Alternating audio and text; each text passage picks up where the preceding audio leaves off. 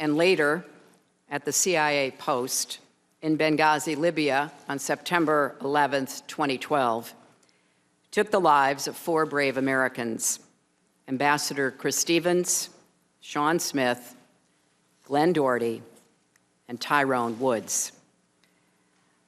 I'm here to honor the service of those 4 men, the courage of the Diplomatic Security Agency and the CIA officers who risked their lives that night, and the work their colleagues do every single day all over the world. I knew and admired Chris Stevens. He was one of our nation's most accomplished diplomats. Chris's mother liked to say that he had sand in his shoes because he was always moving, always working, especially in the Middle East that he came to know so well. When the revolution broke out in Libya, we named Chris as our envoy to the opposition. There was no easy way to get him into Benghazi to begin gathering information and meeting those Libyans who were rising up against the murderous dictator Gaddafi. But he found a way to get himself there on a Greek cargo ship, just like a 19th century American envoy. But his work was very much 21st century hard-nosed diplomacy. It is a testament to the relationships that he built in Libya that on the day following the awareness of his death, tens of thousands of Libyans poured into the streets in Benghazi. They held signs reading, "Thugs don't represent Benghazi or Islam. Sorry, people of America, this is not the behavior of our Islam or our prophet." Chris Stevens, a friend to all Libyans. Although I didn't have the privilege of meeting Sean Smith personally, he was a valued member of our State Department family. An Air Force veteran, he was an information management officer who had served in Pretoria, Baghdad, Montreal, and The Hague. Tyrone Woods and Glenn Doherty worked for the CIA. They were killed by mortar fire at the CIA's outpost in Benghazi, a short distance from the diplomatic compound. They were both former Navy SEALs and trained paramedics with distinguished records of service, including in Iraq and Afghanistan. As Secretary of State, I had the honor to lead and the responsibility to support nearly 70,000 diplomats and development experts across the globe. Losing any one of them, as we did in Iraq, Afghanistan, Mexico, Haiti, and Libya, during my tenure was deeply painful for our entire State Department and USAID family, and for me personally. I was the one who asked Chris to go to Libya as our envoy. I was the one who recommended him to be our ambassador to the president. After the attacks, I stood next to President Obama as Marines carried his casket and those of the other 3 Americans off the plane at Andrews Air Force Base. I took responsibility. And as part of that, before I left office, I launched reforms to better protect our people in the field and help reduce the chance of another tragedy happening in the future. What happened in Benghazi has been scrutinized by a nonpartisan, hard-hitting accountability review board, 7 prior congressional investigations, multiple news organizations, and of course, our law enforcement and intelligence agencies. So today, I would like to share 3 observations about how we can learn from this tragedy and move forward as a nation. First, America must lead in a dangerous world, and our diplomats must continue representing us in dangerous places.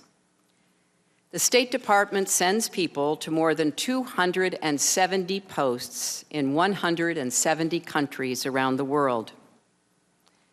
Chris Stevens understood that diplomats must operate in many places where our soldiers do not, where there are no other boots on the ground, and safety is far from guaranteed. In fact, he volunteered for just those assignments. He also understood we will never prevent every act of terrorism or achieve perfect security, and that we inevitably must accept a level of risk to protect our country and advance our interests and values. And make no mistake, the risks are real.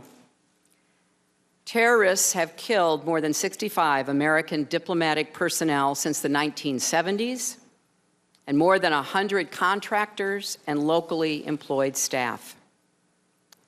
Since 2001, there have been more than 100 attacks on U.S. diplomatic facilities around the world. But if you ask our most experienced ambassadors, they'll tell you they can't do their jobs for us from bunkers. It would compound the tragedy of Benghazi if Chris Stevens' death and the death of the other 3 Americans ended up undermining the work to which he and they devoted their lives.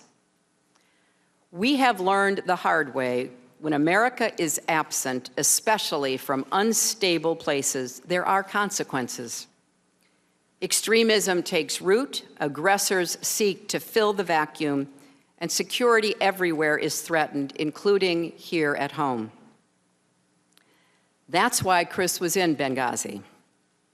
It's why he had served previously in Syria, Egypt, Saudi Arabia, and Jerusalem during the Second Intifada. Nobody knew the dangers of Libya better. A weak government, extremist groups, rampant instability. But Chris chose to go to Benghazi because he understood America had to be represented there at that pivotal time. He knew that eastern Libya was where the revolution had begun and that unrest there could derail the country's fragile transition to democracy. And if extremists gained a foothold, they would have the chance to destabilize the entire region, including Egypt and Tunisia. He also knew how urgent it was to ensure that the weapons Gaddafi had left strewn across the country, including shoulder-fired missiles that could knock an airplane out of the sky, did not fall into the wrong hands. The nearest Israeli airport is just a day's drive from the Libyan border. Above all, Chris understood that most people in Libya or anywhere reject the extremists' argument that violence can ever be a path to dignity or justice. That's what those thousands of Libyans were saying after they learned of his death.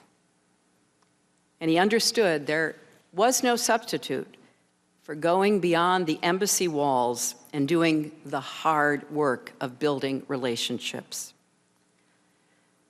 Retreat from the world is not an option. America cannot shrink from our responsibility to lead.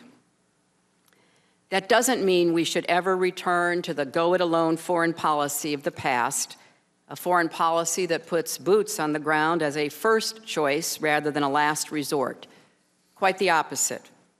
We need creative, confident leadership that harnesses all of America's strengths and values, leadership that integrates and balances the tools of diplomacy, development, and defense. And at the heart of that effort must be dedicated professionals like Chris Stevens and his colleagues, who put their lives on the line for a country, our country, because they believed, as I do, that America is the greatest force for peace and progress the world has ever known.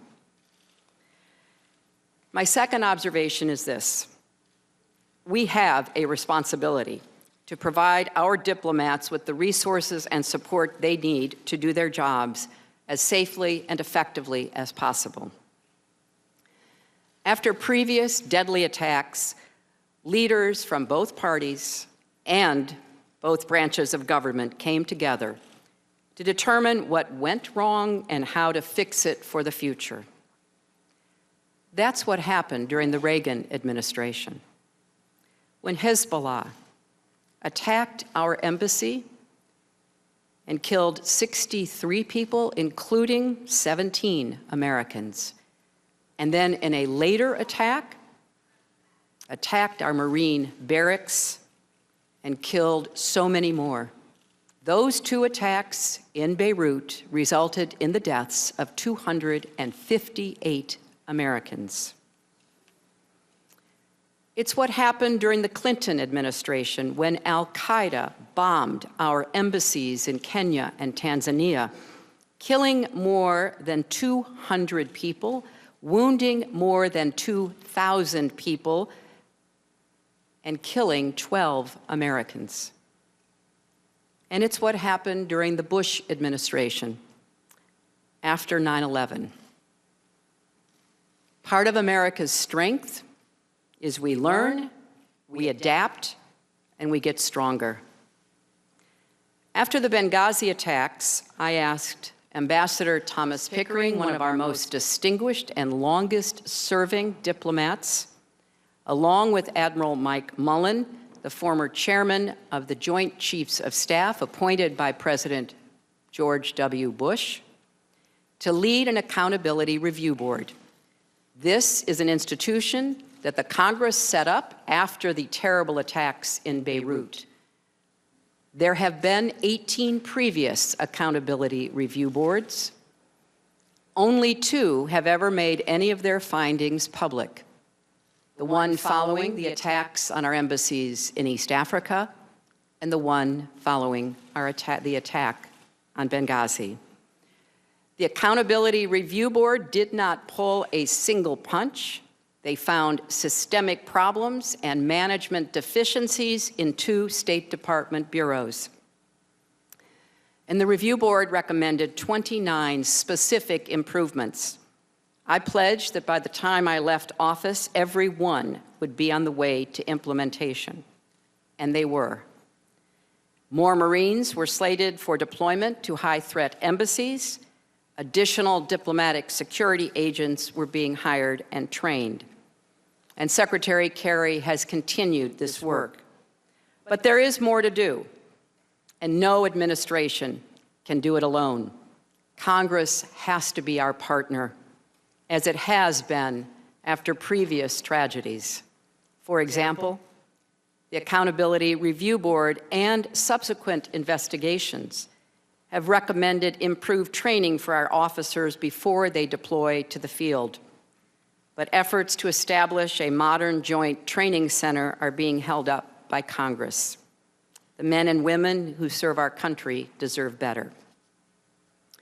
Finally, there is one more observation I'd like to share.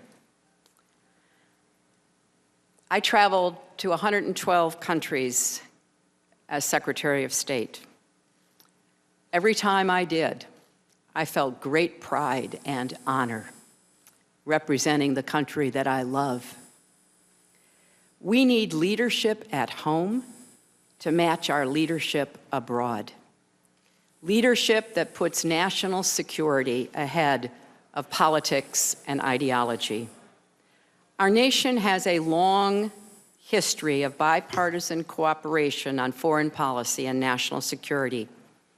Not that we always agree, far from it, but we do come together when it counts.